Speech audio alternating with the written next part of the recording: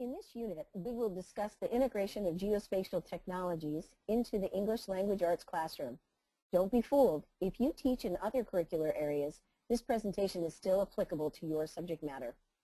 I would like to introduce Barbary Duke, past ELA classroom teacher, geospatial professional development provider, and curriculum designer.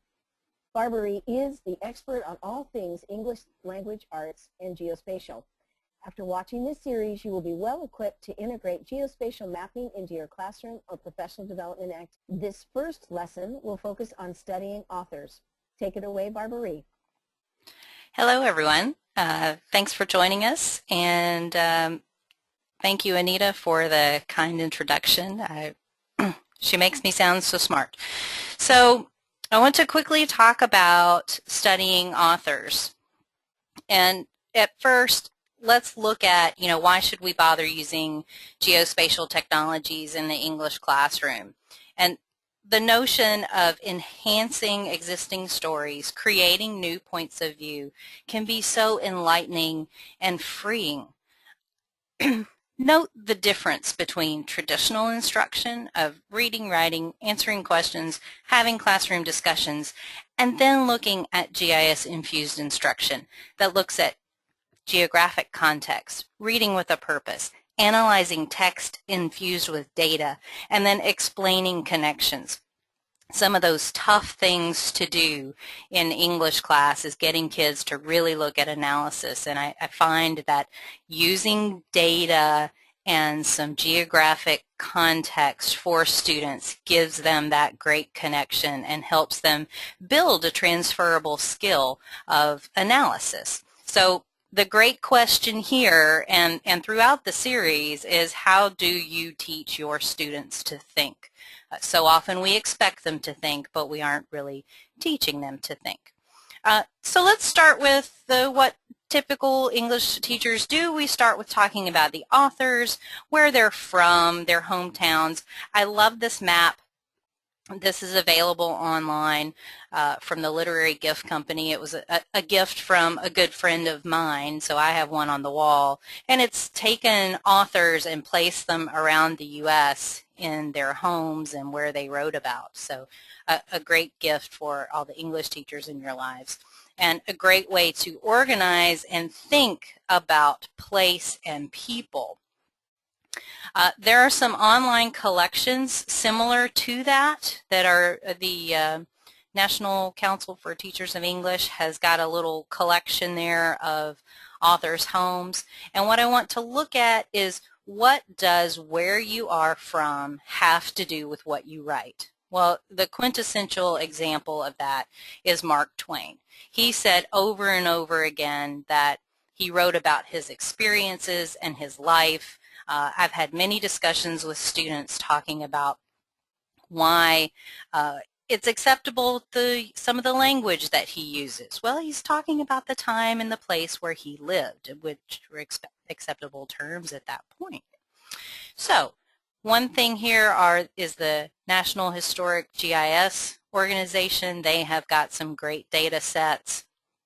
There is an atlas online looking at some of Mark Twain's information and thinking about that notion of who did he meet along the way and where he wrote.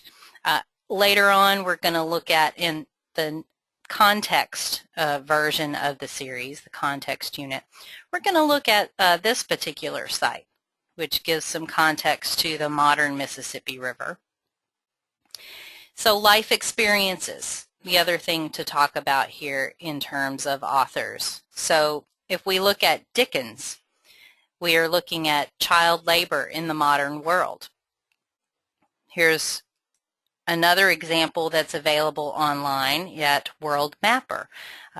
These are really cool, as my students call them, puffy maps that illustrate all sorts of topics. And then Twain's Travels, looking at Twain's connection to some of these things.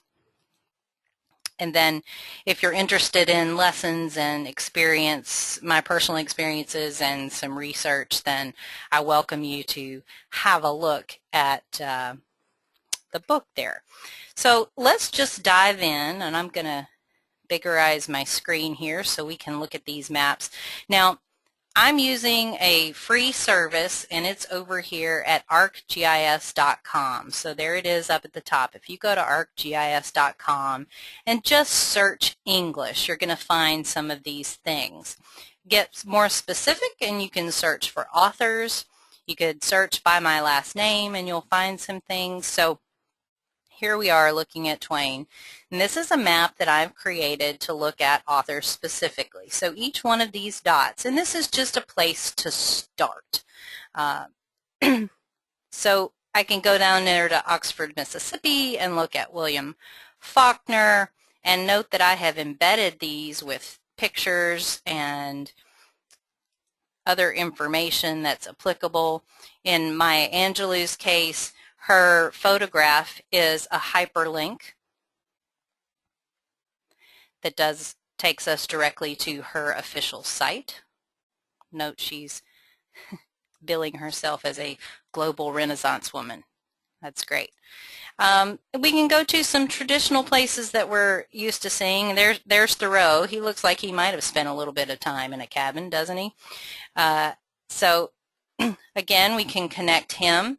And when I say connecting, what I've done, and I'm going to click over here to edit the pop-up, because what you can do is you can take my map and add to it. You could have your students add to this map. Notice there's the image URL. I could add descriptions. I could add more links.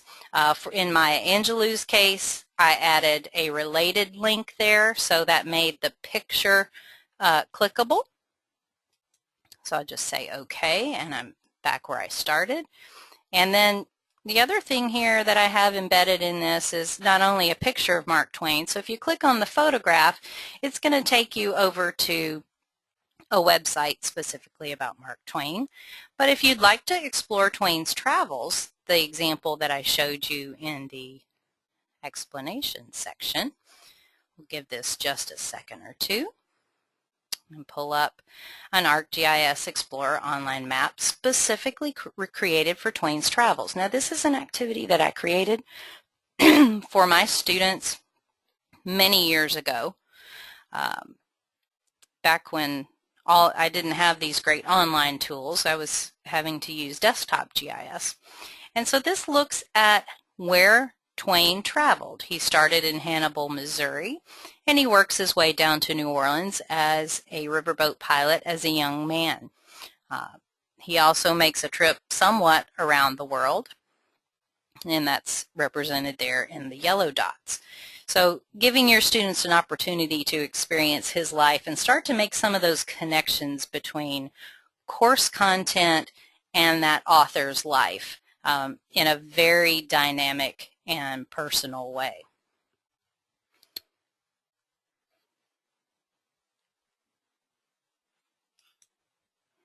So again, we're at arcgis.com. So this is my home page at arcgis.com.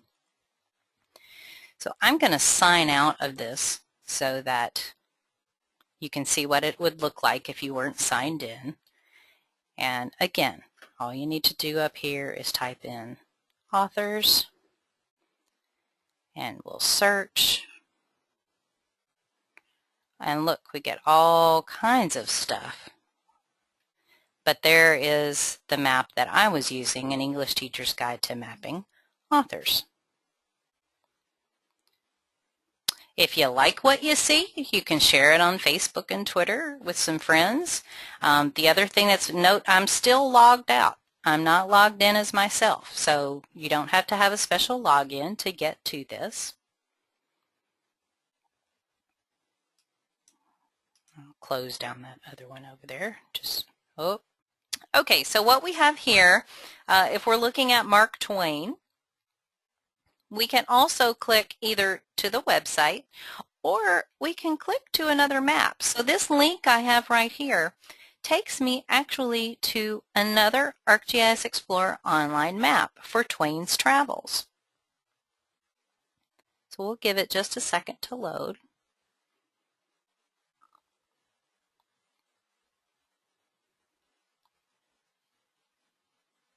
And there they are. Okay, so for each one of these, I can click on these.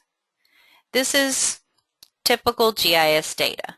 It's got a city name, it's got a population, a land area, and an area percentage of water in that particular case. This is an old, Barbary, yes, can I just interrupt for a second? sure. So while you have this pop-up up, the edit is available on the bottom right, and this is what you said before, that students could indeed come in here and do some research and actually populate these pop-ups? Absolutely. For example, we could edit this pop-up. So let's say we maybe want to change the names of these fields. These are all, I can change all of those. The other thing that is possible in terms of changing the look of this, I'm going to go over here and look at my layers. So trip number 1, those are the red ones. And so I'm going to configure my display. And I'm going to maybe tell it I want to do some analysis. And so let's look at, let's relate these cities to population and maybe make them quantile, and let's do a color ramp that is incremental in color. Okay. So now I can look at these cities and go, oh, okay, well, he lived in this little tiny town of Hannibal, you can tell by the population color of the dot, and then he moved down the river to these larger cities. And I'm guessing, I mean, and this is one of the things we would discuss with the class is, okay, would the population have looked that way in his life? Why would he have been going to this big city? Well, who would he have talked to along the way? What possibly things he might have done along the way? Gives us an opportunity to not only change the perspective very quickly, as you can see, but also give students something else to talk about and give them a virtual experience and have them give some experience with using data sorts of things. So the question is, how do we get to all this stuff? So I'm going to close all these extra little maps I have open here, and I'm going to sign out because you can have a free account, and that's how I am able to save all these fun little things up at arcgis.com and to share them. But I can just be signed out, note it, I'm not signed in, and go right up here and say, let's look for Twain. And so there it is. There's Twain's Travels. Well, maybe I didn't want just Twain. I want that cool authors map that you had. Okay, so I'm going to search for authors. Well, I get a few things, but as long as I look down a bit, oh, there it is. I can click on that. Note, I'm still not logged in. I can click and open the map. Still not logged in. And so you're up and going without even having one of these accounts, which is a real benefit to using these kinds of things with students. I want to point out one more thing here. In terms of, think of the possible things that you could link to. Now, I don't think that this is going to show through on the speakers very well for this purpose, but know that what I'm clicking on here, I clicked on the photo and I linked that to a YouTube video. What's powerful about this particular YouTube video is when it comes up, it is actually Langston Hughes himself reading the poem.